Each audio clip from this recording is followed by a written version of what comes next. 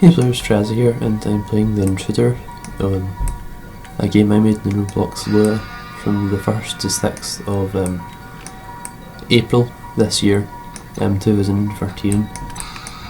It's a one-player story suspense thriller kind of game, where you play as a kid who is just in his room at night, and intruders take this opportunity to invade the house. If you haven't played the game, it's free on roblox.com, so I'd highly recommend downloading Roblox and playing it if you're interested in it, other than, before you watch this, or instead, I don't know. It's a lot more fun playing it, but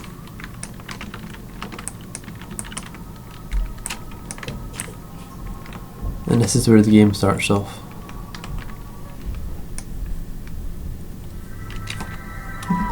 The antagonist approaches.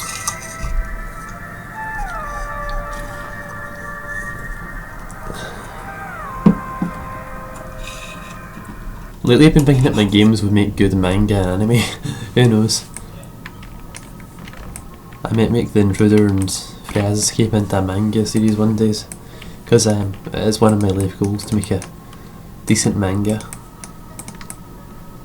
Well, we'll see. I wouldn't hold myself up to that.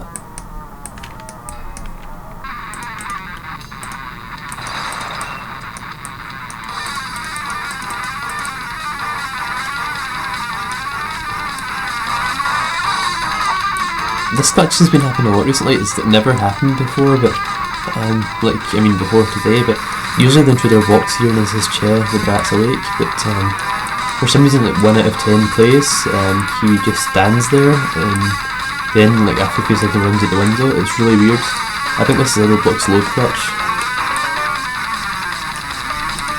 Well, anyway, you have to run away from the Intruder for about 40 seconds, or 30 seconds.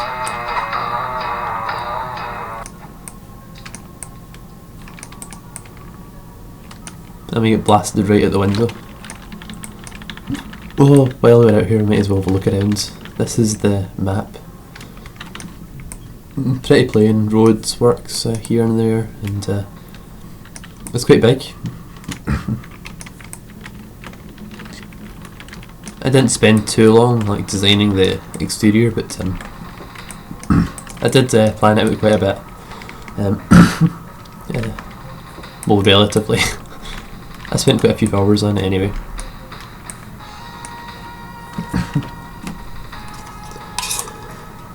It's weird, my throat only ever gets a thingy when I'm recording, so it's law. You might notice that when I clicked stuff during the Intruder's wee chase scene there, the description was different, so that was to add a realistic sense to the game, because if your character was calmly analysing everything while you're being chased and with a gun, it wouldn't seem very realistic at all, so all the descriptions right into the chair leg changes during the chase scene. And now we have a door with a crowbar in it. The door bends during the Intruder's chase scene, so the two things you need for the door to open are having escaped the Intruder and attack the door with a crowbar, and also you need to give it a wee push. I made it so that you need to apply pressure onto it. It's kind of I'm kind of proud of it. And because this bit actually uses physics, the door itself is jammed, so it would be hard to push. But if you use the crowbar to leverage the door open while you jump into it, the door easily opens. So that's kind of cool.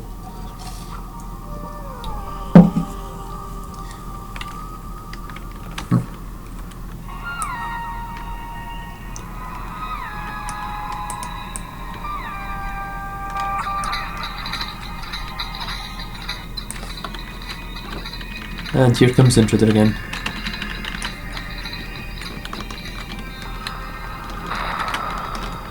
Damn, I got hit by the first bullet. The goal of this is to God, I'm getting hit again. Jeez.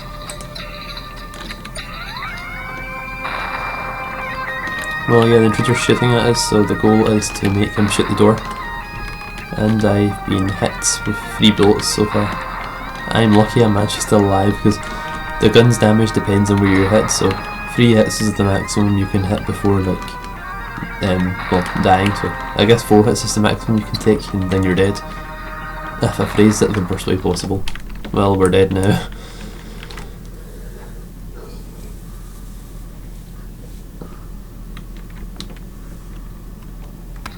And we're back. No, let's not mess this up. One trick I found is that like jumping back and forth here can like sideways facing the direction he's facing us can give us like minimum chance of getting hit, while maximum chance of hitting the door. Although this is risky because we're jumping up and down, so if he aims at our head and then we jump down, I mean if he aims at us and then we jump or like and fall and stuff, then we can end up getting accidentally shot in the head, which will instant kill us. The arms and legs don't do a lot of damage, the torso does quite a bit of damage. I think you can take like 3 arm shots, 2 torso shots and 1 headshot, or 0 headshot, sorry.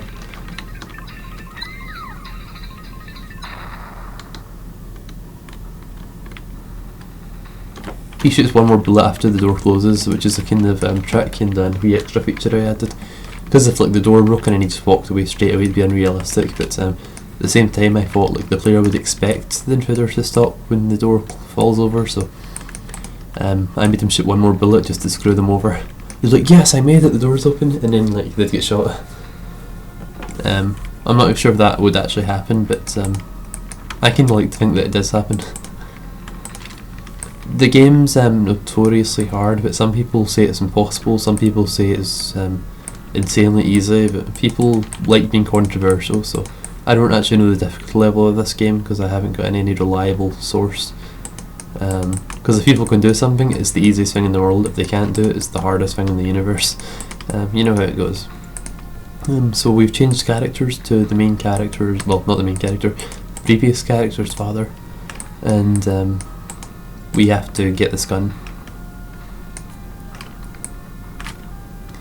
And the whole pick up the crowbar and pick up the gun thing adds more length to the game, as it's quite a short game, because making a game like this is like really hard. Each small part took me about a day and a half to make, so I'm sure you can imagine. Since no scripts can run in the camera, it was a real pain, but with the experience I gained, I'm sure I could make it in half the time these days. It's all about experience really. Once you do something once, it becomes much easier. I know, Sherlock, yeah.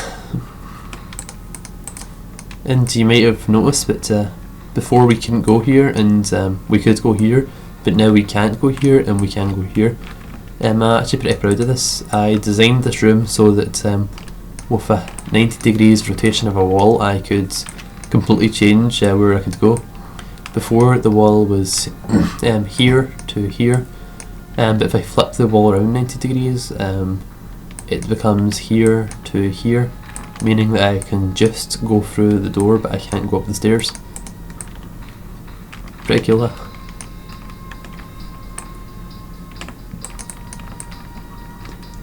Also the health of the sun over there tells us what health you had at that point in the game. And we see the intruder and take cover. I know it must be done, as you overhear him planning to kill your son.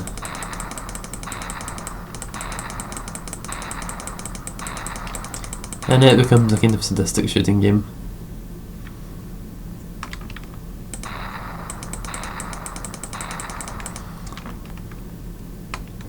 The intruder's completely fatigued and out of ammo because of the first 2 parts. You might have noticed that actually. In the first part, the intruder chases you for a minute. That didn't have no purpose. You wasted the intruder's energy, and in the second part you wasted all their bullets, so now you've got a tired intruder with no ammo, and you have a gun, so yeah.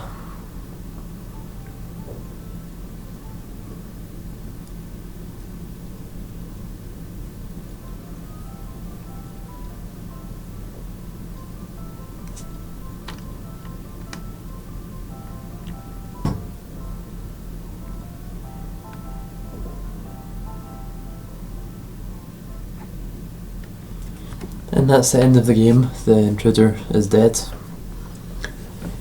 I'd really like to think that you'd play the game yourself too, or have played it, because it is really fun playing it first hand. But regardless, thanks for watching. I'm really glad I made this game. I'm pretty proud of it. Well, thanks for watching. Goodbye, players.